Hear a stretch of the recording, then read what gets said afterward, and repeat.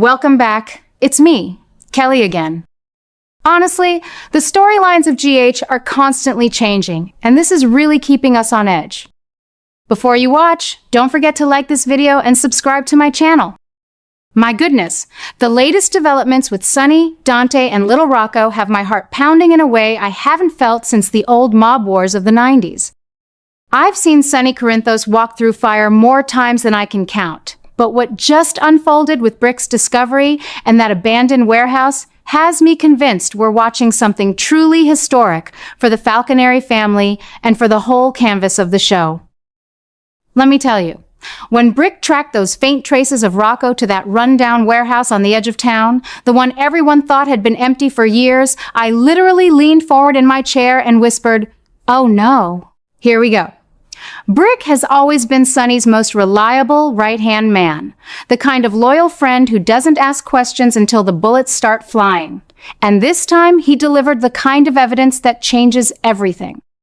Those security feeds he pulled up showed Cullum's men circling the place like vultures, armed and clearly under orders to keep anyone from getting close. I've known for weeks that something dark was brewing around the Falconary bloodline, but seeing it laid out so coldly on screen made my stomach drop. How many times have we watched Sunny try to shield his family from the fallout of his choices, only for the past to come roaring back? This felt different, though more personal, more desperate. Rocco isn't just any child on the show. He's Dante's son, Lulu's boy, the living link to a legacy that's been tested and tested again. And now, with Brick's proof in hand, the clock was ticking louder than ever. I have to admit I felt a surge of pride when Sunny made his decision, even if it went straight against Dante's pleas. Dante, bless his heart, has always tried to walk that thin line between being a cop and being Sunny's son, and he begged his father to let the FBI step in this time. "We do this by the book," I could almost hear him saying in my mind, the same way he said it in so many family blow-ups before. But Sunny being Sunny, well, he's never been one to hand over control when it comes to protecting his own. He chose the old rules, the ones forged in the streets years ago, and I understood why in my bones. After everything Sunny has survived, the shootings, the betrayals, the losses that would have broken a lesser man, he knows that sometimes the only way to keep a child safe is to handle it yourself. I've watched him make that same choice a dozen times, from the days when Michael was little, all the way through the more recent threats, and every single time it felt like the show was reminding us that Sunny's love is fierce, flawed, and unbreakable. This time, though, the stakes felt higher because it wasn't just about revenge. It was about stopping something that could wipe out an entire branch of the family tree. The shootout that followed was pure General Hospital chaos at its finest, the kind that leaves you breathless and reaching for another cup of tea just to steady your nerves. Guns blazing between Sunny's crew and Cullum's guards, the warehouse lighting up like the 4th of July, and right in the middle of it all, poor Gio getting pulled into the danger when he tried to run in and help. That boy has such a good heart, always wanting to prove himself, and I couldn't help but worry that his impulsiveness might cost him dearly. I've seen too many young characters on this show get caught in the crossfire of their elders' battles. Remember how many times we lost good kids to the mob life? And my first thought was, not Gio, not now. Yet even in the middle of the bullets and the shouting, the real shock hit like a thunderclap when Sunny finally burst into that back room and saw the truth staring him in the face. Britt wasn't the villain everyone assumed. She wasn't kidnapping Rocco at all. She was hiding him, shielding him with her own body from the very assassins Cullum had sent to erase the Falconary line once and for all. I nearly dropped my remote when Sunny's face registered that horror and then that stunned understanding. Britt, our Britt, the doctor who once seemed so lost but always had that spark of redemption underneath, had been protecting the boy all along. How many times had I wondered what happened to her after those heartbreaking exits years ago?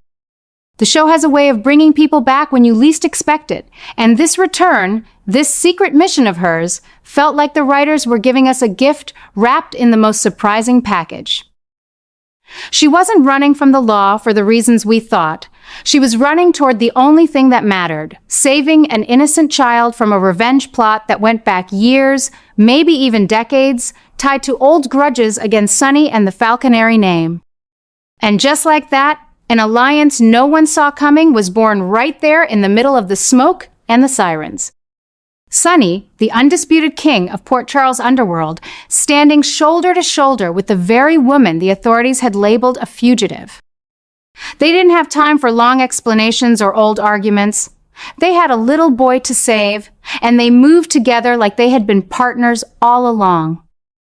I felt my eyes well up watching it, because this is what General Hospital does best. It takes two people you never imagined in the same room and turns them into a force that changes the whole game. I've been rooting for Sunny's growth for decades, watching him try to leave the mob behind only to be pulled back in by love or necessity, and here he was, choosing protection over power in the most unexpected way. Britt's courage, her quiet determination to keep Rocco safe, reminded me so much of the strong women who have always anchored this show, Laura, Monica, even Anna in her prime. Together, they formed a shield around that child, and I could feel the writers promising us that this unlikely team was going to rewrite the rules. What makes this storyline burn so hot right now is the way Brick's quick thinking might have stopped Cullum's revenge cold before it could claim another victim. Brick didn't just find the warehouse. He pieced together the digital breadcrumbs that proved Cullum had been planning this for months, maybe longer. Those late-night calls, the hidden payments, the quiet movements of men who thought no one was watching, Brick caught it all, and in doing so, he may have saved more than just Rocco's life. He may have saved the entire Falconary legacy from being snuffed out in one bloody night. I keep asking myself, how close did we come to losing everything? If Brick had been even a few hours slower, if Sunny had listened to Dante and waited for the FBI, would we be mourning a child right now instead of cheering for this new alliance? The show doesn't give us easy answers, and that's why I love it after all these years. It forces you to feel the weight of every choice, every second of hesitation. This whole mess is stirring up something fresh and intense, a new kind of obsession that's gripping the canvas in ways I haven't seen since the old Cassadine threats. It's not just about the immediate rescue anymore. It's about the ripple effects that are already starting to show. Sunny and Britt working together means old secrets are bound to surface secrets about why Britt came back, what she knows about Cullum's real motives, and how deep the threat to the Falconary blood really runs. I can already sense the writers teasing us with hints of bigger storms ahead, new troubles that will test every relationship in Port Charles.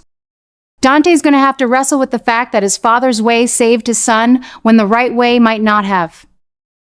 Gio's brush with danger is going to change how he sees his place in this world, maybe pushing him closer to the family business or farther away, we'll see. And poor Rocco, that sweet boy caught in the middle, is going to carry the memory of being protected by the very people his father once hunted. These are the layers that keep me coming back day after day, the emotional payoffs that make 40-plus years of watching feel worth every single hour. What I love most is how the show is using this crisis to remind us why we fell in love with these characters in the first place.